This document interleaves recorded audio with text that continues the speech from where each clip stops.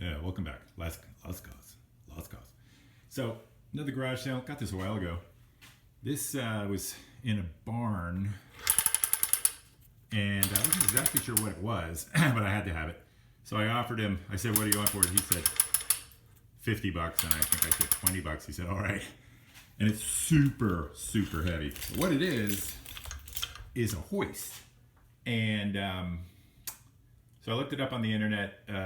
If these are in good shape, they're like $300. This is not in great shape. This is really old, but it's really cool. And I think it'll lift about a ton. This one, or is this 1.5? I forget. I'm not sure. Anyway, it's very cool. But that's not what I'm here to talk about. So when we moved into this house, the neighbor was driving around with his tractor and he was vacuuming his lawn. So I promptly made fun of him. And then a year and a half later, I'm vacuuming my lawn because the leaves are out of control. They're like knee high on the front, our front patio.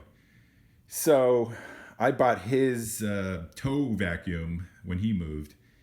And then that thing was just out of control, just too big. So then I bought this Billy Goat vacuum, which is literally like a vacuum cleaner. It's ridiculous. But anyway, but it's also like really poorly designed.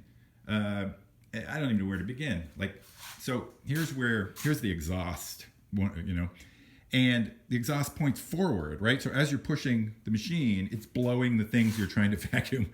It's blowing them out of the way. The other one is this hose here. Now, admittedly, this is an aftermarket attachment, but it's just really poorly designed. Like, look at this. See this lever? This is what you hold when you're using the suction hose. But it sticks out, right? So it sticks out and hits stuff. So why wouldn't you just design it so that it curves up this way? Here's the other thing. If you can see these brackets, I put these brackets on because this thing was hitting stuff and curving in. Anyway, Lost Cause Garage. Terrible design. I'll pick it up. I think I'm running out of memory. One last thing. This little flap. Lost Cause. Yeah, so ran out of memory. But so I was going on and on about how this flapper is supposed to flip around. It's just the whole thing's just poorly designed. But in any event, it does work around the pool, and I wouldn't recommend it. Probably get something smaller and just empty it more frequently. But anyway, what I'm doing today, I'm going to be sewing this bag here, which has a couple holes in it. And to replace this bag, they went $200. It's like a burlap bag. Is it just me? Am I getting old? Is that what it is? So anyway, I'm gonna sew that up, and I did sew up back here. I sewed this up, and I actually used wire to sew that up. I don't know if that was a great idea. But anyway, I'm getting desperate. Yep. Lost Cause Garage. Back, Lost Cause Garage. So here's my son's Polaris Phoenix 200 quad. It's an automatic. He got it when he was much younger, but it's still a lot of fun to ride. Of course, here's my motorbike. And we were out racing yesterday, and he's much faster. So he would give me maybe a couple hundred yards start and still blow by me at the end. But it was cool racing, just drag racing. When he really hits it, you can see the rear end just grab, and the front picks up a little bit. It's very cool. That same day, I wanted to see how fast this would go. You see, it's got a speedometer. And so far, I've gone about nearly 17 miles. But this went full speed, about 42 miles an hour. And this was still accelerating. So I'm guessing this can go 50, 55 or something. Not sure. Anyway, Lost Cause Garage. Welcome back. Lost Cause Garage. So I'm about to start on my second motorbike. Unfortunately, I got this frame at the same time as the other one. But this one's a girl's bike, obviously. And the problem with that is the only place the engine can go is here, or it could go on a rack on the back here. But I may just cut these bars and mount them upside down so it would make a cool geometry. But I did get the motor in the mail, and I think I have mostly enough parts.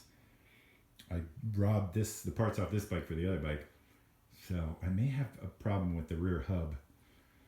But I'll cross that bridge when I get to it, and this is going to need to be rebuilt. This is like really junky. But nothing too much, nothing too bad. So wish me luck. Lost Cause Garage. Welcome back, Lost Cause Garage.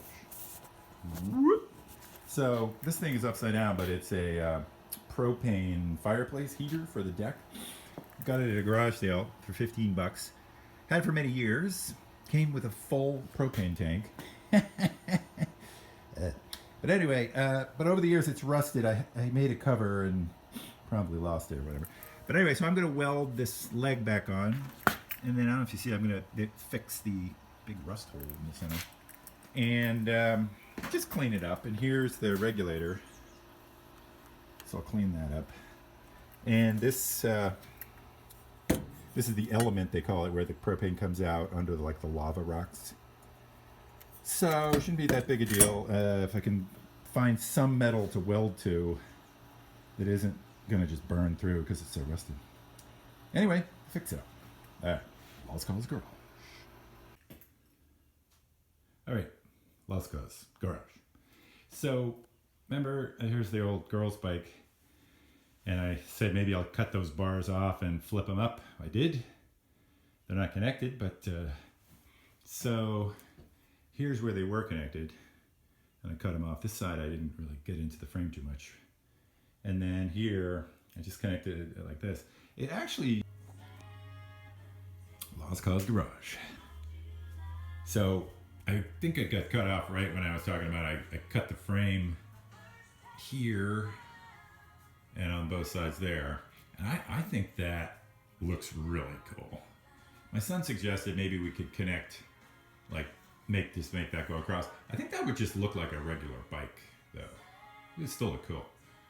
But anyway, so we're just about ready to put the engine on, or fit it in, and first thing I'll do is I'll weld this frame back together.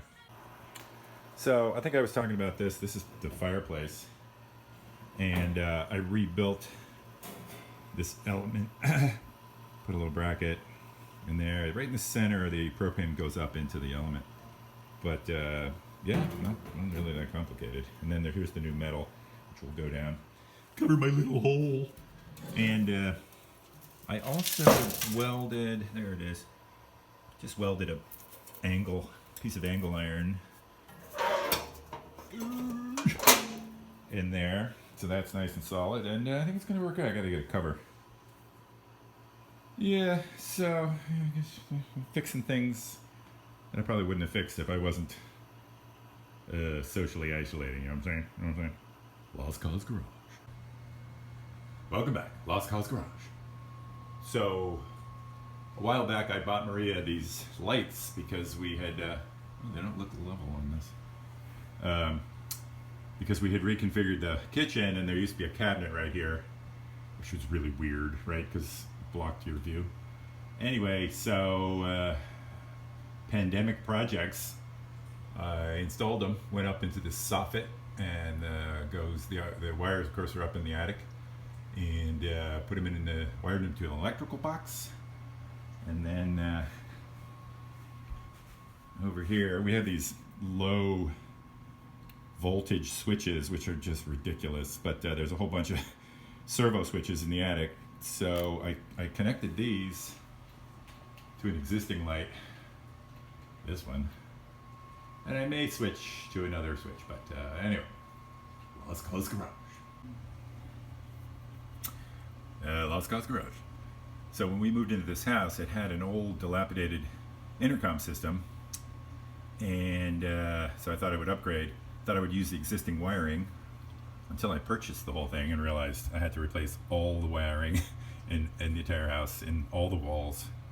And what I ended up using was a endoscope from Amazon. It was like $35, and you could put the endoscope in and see the image on your phone, and so I was able to wire like remotely.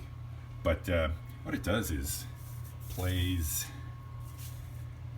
music throughout the house, or it's an intercom, right? So you can talk, or the doorbell. Oops. Boop, boop, boop, boop.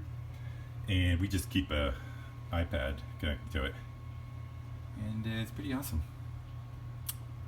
And here you can adjust who you want to talk to, that kind of thing. Anyway, Lost Calls Garage.